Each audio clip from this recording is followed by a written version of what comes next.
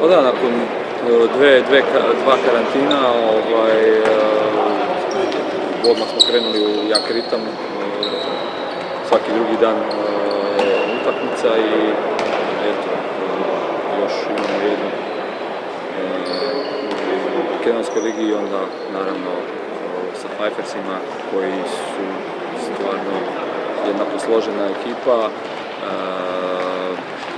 jako dobro trče svih 60 minuta i to je njihova najveća snaga. Naravno da mi vidimo tu priliku,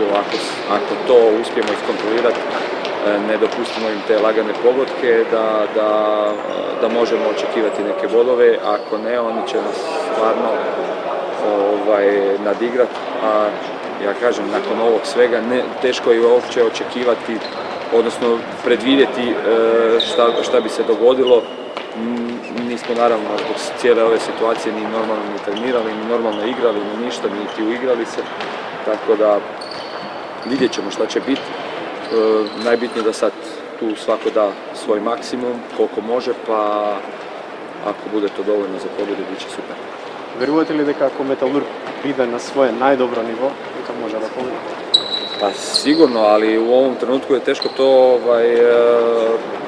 izrealizirati zbog svega toga, zbog, kao što sam rekao, zbog te dvije karantene što smo imali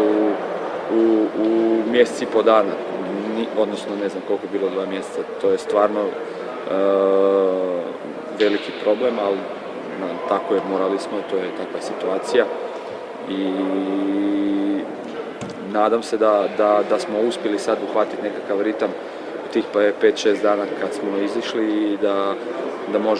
možemo se dobro spremiti za njih.